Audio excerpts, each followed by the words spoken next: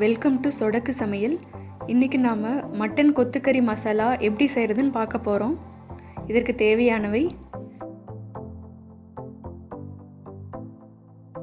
ஒரு பெரிய வெங்காயம், கொத்தமல்லி இலை சிறிதளவு, ஒரு கொத்து கருவேப்பிலை, 10 பல் நறுக்கின பூண்டு, 2 தக்காளி நறுக்கியது, ஒரு கைப்பிடி அளவு பச்சை பட்டாணி, இஞ்சி துண்டு நறுக்கியது சிறிதளவு, ஒரு பச்சை மிளகாய், ஒரு அன்னாச்சிப்பூ, 3 கிராம்பு, சின்ன துண்டு பட்டை, 1/4 ஸ்பூன் சோம்பு, 1/4 கிலோ கொத்துக்கறி.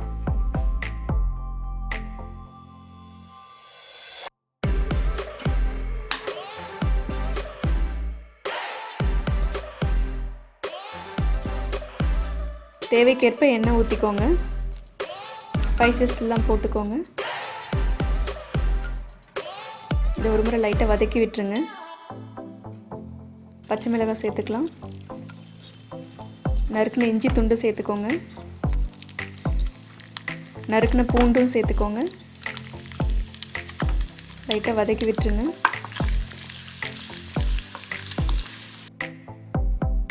கருவேப்பிலை சேர்த்துக்கலாம்.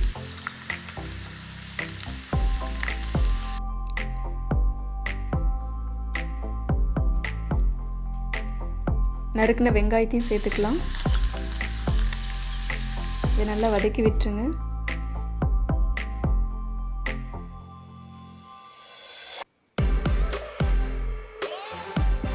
தேவைக்கேற்ப உப்பு போட்டுக்கோங்க.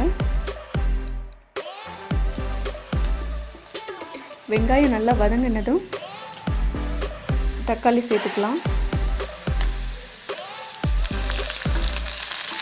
இதை லைட்டாக வதக்கி விட்டுருங்க. 1/2 ஸ்பூன் மஞ்சள்தூள் சேர்த்துக்கோங்க. 1 ஸ்பூன் மிளகுத்தூள் சேர்த்துக்கோங்க. இதையும் நல்லா கலந்து விட்டுருங்க. இப்போ பச்சை பட்டாணி சேர்த்துக்கலாம்.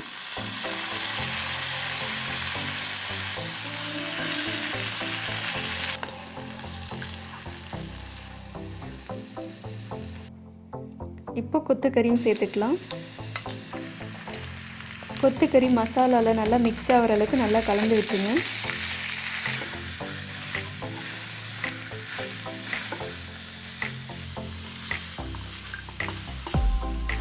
கறி வேகிற அளவுக்கு தண்ணி ஊற்றிக்கோங்க. நான் 1 கப் தண்ணி சேர்த்துக்கிட்டேன்.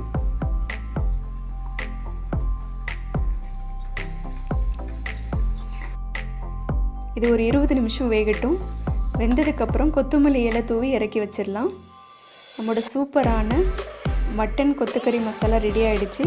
இது சப்பாத்தி, நான், பரோட்டாவுக்கு ரொம்ப சூப்பராக இருக்கும். நீங்களும் ட்ரை பண்ணி பாருங்கள். உங்களுக்கு இந்த வீடியோ பிடிச்சிருந்ததுன்னா கீழே இருக்கிற ரெட் கலர் சப்ஸ்கிரைப் பட்டனை கிளிக் பண்ணுங்கள். அப்படியே இந்த பெல் பட்டனையும் கிளிக் பண்ணி ஆல் செலக்ட் பண்ணிக்கோங்க. அப்போ தான் எங்களோட எல்லா வீடியோவையும் நீங்கள் மிஸ் பண்ணாமல் பார்க்க முடியும்.